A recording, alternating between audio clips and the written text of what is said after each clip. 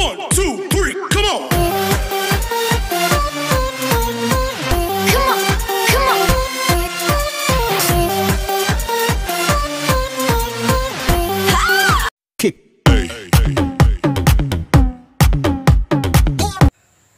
Halo anak-anak kelas 5, apa kabar ya?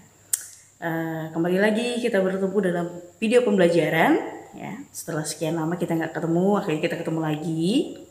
Nah, hari ini kita belajar tentang pelajaran IPS. Jadi untuk pelajaran IPS kita menggunakan buku 5C ya. Silakan persiapkan buku 5C dan buka buku kamu halaman 16 ya. Buku 5C halaman 16 kita mempelajari tentang interaksi sosial di lingkungan sekitar. Nah, oke. Kalau kamu sudah persiapkan, mari kita lihat buku kamu halaman 16. Di sana yang akan kita pelajari tentang interaksi sosial di lingkungan sekitar. Kalau kemarin kita sudah mempelajari tentang kegiatan-kegiatan ekonomi dan yang lainnya, di mana ya semua kegiatan kita itu selalu melibatkan orang lain ya. Nah, melibatkan orang lain inilah dalam artiannya adalah sosial kita. Karena kita sebagai makhluk sosial, artinya makhluk yang tidak bisa hidup sendiri tanpa orang lain ya. Jadi kita perlu orang lain dalam semua aktivitas kita. Karena itulah kita disebut sebagai makhluk sosial. Nah, yang kita pelajari ini adalah interaksi sosialnya. Bisa kalian lihat di buku kamu ya. Di sana dikatakan bahwa semua kegiatan yang terjadi dalam hidup kita, baik kegiatan ekonomi ya ataupun kegiatan lainnya untuk memenuhi kebutuhan hidup kita, itu disebut dengan interaksi sosial. Jadi bisa kita simpulkan bahwa interaksi sosial adalah hubungan timbal balik sosial antara individu antar individu, kemudian individu dan kelompok, ataupun individu dan kelompok dengan lingkungan sekitarnya untuk memenuhi kebutuhan hidupnya. Nah, itu pengertian dari interaksi sosial. Sekarang kita lihat ya, kira-kira interaksi sosial itu dapat terjadi jika memenuhi beberapa syarat. Ya, ada 3 syarat yang menjadi patokan bahwa interaksi sosial itu telah terjadi. Nah, syarat-syarat itu adalah yang pertama, adanya hubungan antara orang-orang yang melakukan interaksi sosial. Ya. Itu artinya hubungan seperti yang sudah kita paparkan tadi, hubungan antar individu, hubungan antar kelompok atau individu dengan kelompok. Yang kedua, adanya komunikasi dua arah atau timbal balik. Artinya ada penyampaian pesan ataupun pembicaraan ataupun interaksi kita dengan seseorang harus ada timbal balik ya. Jadi ada yang berbicara, ada yang respon. Nah, seperti itulah pemahamannya. Jadi harus ada dua arah. Seperti kamu misalnya sedang menelepon ataupun sedang ngobrol atau berbicara. Nah, seperti itu. Jadi ada timbal baliknya ya.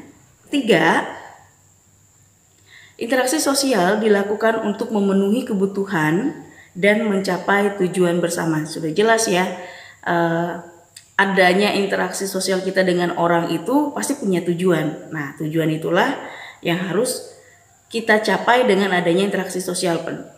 Jadi pemahamannya tidak mungkin seseorang itu saling berkomunikasi, saling berbicara, ya, saling melakukan interaksi, tapi tidak memiliki tujuan atau sia-sia pembicaraannya, kan tidak, pasti ada fungsi, ada guna ya.